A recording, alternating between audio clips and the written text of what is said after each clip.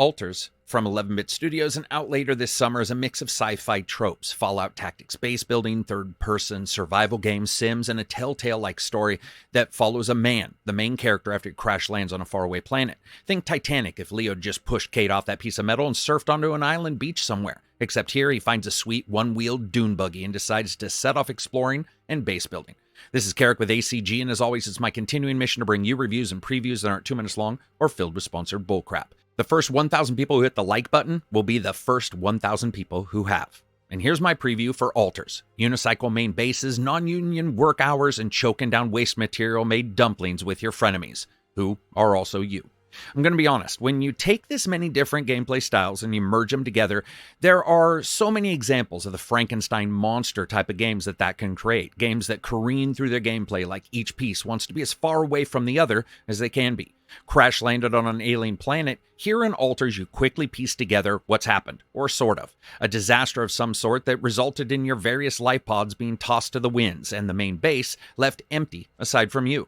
It's your job to collect resources, construct items, build the base up, and find your way off this rock before time runs out. Because as pretty much with anything worth a lot of money, the one resource that you were sent here to gather only comes in star systems that are inherently unstable, which means you need to keep ahead of the sunrise unless it toasts you with its stellar radiation.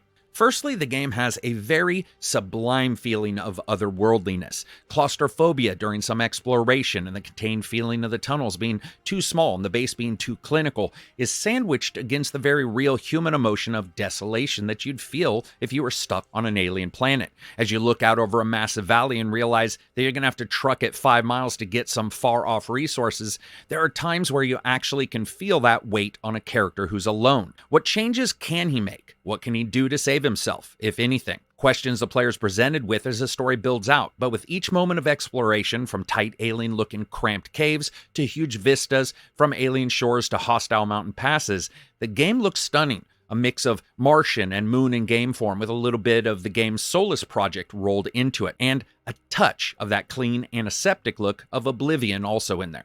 This also lets the game feel familiar, but look unique in and of itself. It's all done very well. Even the presentation of radiation, the small sparkling effect across the visor that makes you question if it's microwaving your nuts like 2 huge popcorn kernels, looks incredible. Come up over a rise, and there's this soft red and eerie glow of natural deposits that make it easy to identify them from far away, or a greenish-blue organic vent that spews out resources that you have to identify. It means that the game is always giving you bits of visual information that's not only beautiful, but useful at the same time. This is helped by the way the character moves, faster than I expected, but still with that cumbersomeness of a large spacesuit, offering the player a bit of a teetering edge kind of feel to it. Like every moment the character could fall down and crack his visor open on some alien rock and be nothing but a skeleton alone in the void. That may not be everyone's liking, though, especially with the controller, where the character seems to really go from sedate meandering to let's get the hell out of here ASAP in a millisecond, like he's hopped up on methamphetamine and can barely sit still. But it does aid in getting around and makes the gameplay feel snappier than we've seen in a lot of other types of games in this format. And I, for one, appreciate not having the meandering tank man, having a character who moves with the same sense of speed that I play at. Though I do hope the animation and the tightness of the characters moving from slow walk to speedy jog is just touched up a little bit. As I said before, though, presentation through all the different locations is really good, and that all feeds back into the gameplay.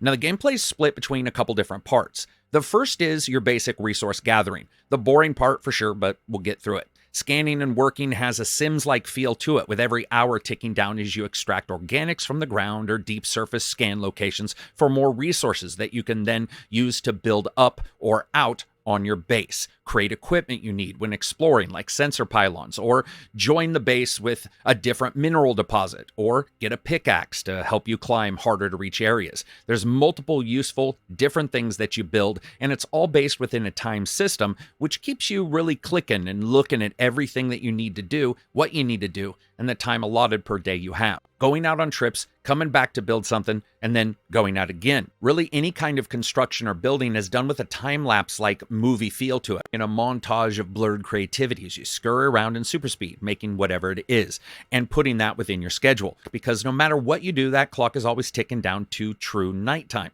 which is too dangerous for you to be outside in. And you slowly start to feel like no matter where you are or what you're doing, there's always one more item to collect or a mechanism to build. But if you push too hard, accidents can happen. Your vision starts looking like Vaseline covered the screen, and you have to make your weary way back to your bed to get some sleep and wake up for the next morning. And so when you decide to finally crash for the night, you can choose how much to sleep, with longer sleep periods letting you work longer the next day, and the opposite as well.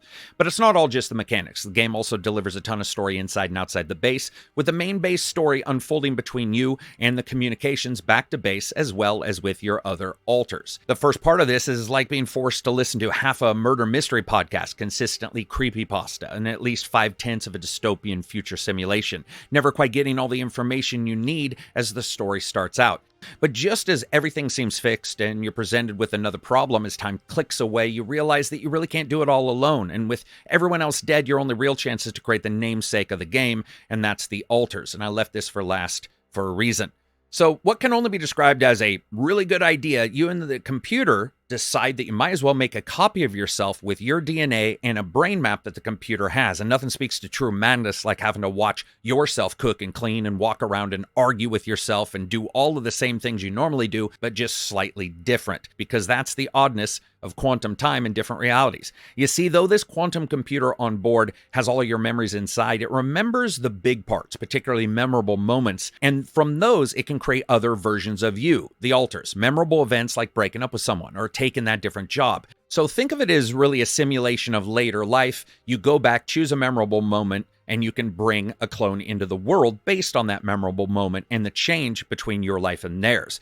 Because the alternate life that they led means that while each alter shares some basic early life memories, as you do, they altered at some point. It's a unique way of handling the cloning system, and one that plays right into the deeper storytelling of past, present, and future, smashing into one another that alters does. For example, one version of you may have taken that POS technical job and become an excellent mechanic, but let's just say they may not have worked on their social skills. So bringing them into your little group means a version of you that's always slightly askew, and that has all of the requisite problems you probably think it does. And it also plays into the excellent dual perspective the game offers, or in this case, not dual, more like quad or quintuplets. I haven't seen how many alters you can get. Are you real? Are they real? If they are you, but not you after a certain point, are they them? Is sex with another version of yourself masturbation, or just one half of 69? But it does lead to pretty heavy questions and to conflicts and situations you expect to have to navigate through, not only based on your own likes and dislikes, but also against trying to navigate emotional patterns that you can see on the other characters and the differences that their lives may have had compared to yours. It's one of the better bits of fiction so far in actually handling this, and I found myself questioning which one of us was the actual main character in this game, because I could see a main character in a story being the clone brought in to help. And it's needed too, because while you're thrashing around through the world in your massive unicycle tire-based thing, stuff can go wrong. And of course, making copies of copies of copies has never resulted in an absolute shit show, right? I love the way the game is playing with not only a mixture of different genres here, at least 3 or 4 of them, but also in the presentation and the way it's all coming together in multiple different narratives that you have to bounce off of. Do you believe the radio communication? Does the other alter believe a radio communication? It's all a mystery that you're going to have to solve. And so far, that's where Alters has incredible storytelling, especially revolving around the cloning itself, where it could have just taken the easy way out and just been a simple clone of the DNA. Are these fellow yous working just to toil away and then be mulched up when you complete your mission? You don't know. How are you going to handle family get-togethers? No idea. All this is backed up by phenomenal voice acting from the main lead as well, who portrays the different characters and their emotions and plays off the situation with some pretty good writing. Watching each character go about their business and then switching between them and hearing their slightly different vocal stylings, or in some case massive ones, shows just how hard it might be to keep this going throughout the entire game, though. Musically, the game also hits very well, particularly close to the audio stylings that you might expect in a sci-fi game or movie or TV show. Almost synthwave vibes, thick synthesizers, mixes, and some odd warbles and tones, especially as you explore, to give everything an ethereal vibe and add to that alien atmosphere that the game is trying to portray almost instantly from the first moments and first footsteps you take outside the emergency capsule. They're all aided by what so far is a very good soundtrack. I won't go any farther than what I've said so far. The preview time with Alters has surprised me considerably. We see so many games aim to tell a story and merge the gameplay together, but they don't always work out. And I can see altars becoming unwieldy as more and more characters are introduced, and I hope it can nail that all the way through. The mystery of what brought you here, or more accurately, maybe what made you punch into the planet like a Dragon Ball strike, is up in the air still. Will it nail the landing? It still has some issues with control, as I said, some preview jank that sits thankfully in the, if it's there at launch, it's livable, or if it's fixed, it's laudable categories. But so far, Altars already had me entranced, an odd mix of space disaster movie, cautionary tale of lives lived wrong and not looking back.